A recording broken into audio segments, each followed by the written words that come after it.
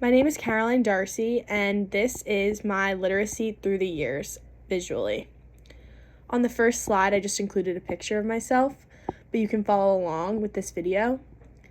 On the second slide, my first memories of literature started at a very young age. I consider myself extremely lucky to have been able to experience literature exposed at such a young age. Not all children are exposed to literature, so being able to learn to read and comprehend literature is a gift that I truly cherished. Many people influenced my career in literature, but more importantly, many books shaped my literature career at a young age. These books still resonate with me. I can often remember the characters and stories. Two important stories that still resonate with me are Clifford the Big Red Dog and the Bernstein Bears. For some reason, when I think back to literature at a young age, these two books automatically pop up in my head.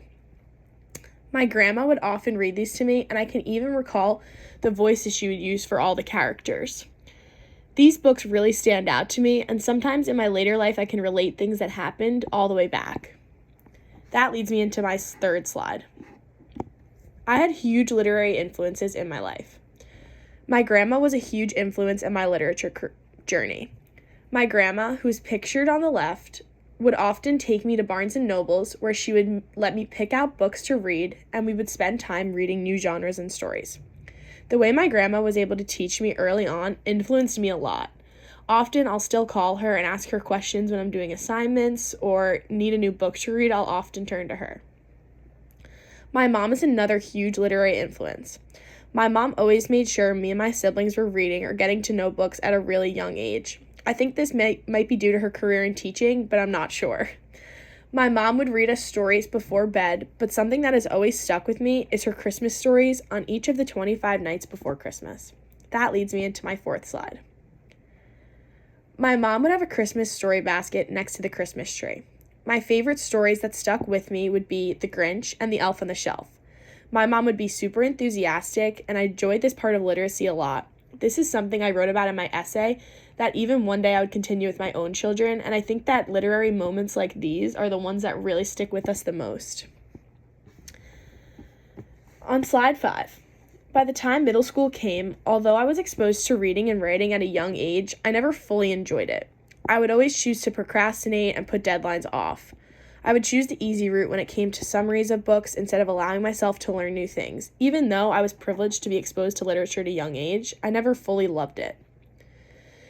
This was all until I met Dr. Mary Ellen Minogue, who taught AP English my junior year. She's the one pictured on my graduation day giving me a hug. This one teacher changed my entire outlook on reading and writing. I began to enjoy books and new topics all because of her. I knew this course would be rigorous, so I knew that it was time to really step up my reading and writing, but I never thought it would unlock such a new love for it. I began to be excited about getting new assignments, ones where I had to read and write a lot. What once seemed like daunting tasks turned into something I thoroughly much enjoyed. I even have considered taking a minor in writing along with my nursing major. That leads me to my next slide. Although I talked about the children's book that really stuck with me, two stories that really stuck with me from this new class in high school was The Help by Kathryn Stockett and Pride and Prejudice by Jane Austen. These stories felt like, honestly, a major breaking point in my literary journey, and I got to experience the stories, and I absolutely loved them. And I also loved being able to analyze them at such a mature level now, and I became very excited to get these opportunities further along in my journey. This leads me to my last slide. This new love led me to my biggest project, which happened senior year, my research paper. I thought that this was the most daunting process when I was younger, and if I ever had been assigned it, I probably would have hated it, but it became something that I really enjoyed.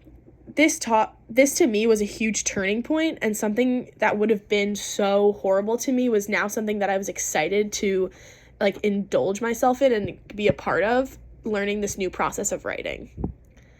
So this was basically my literary through the years and what I wrote in my essay.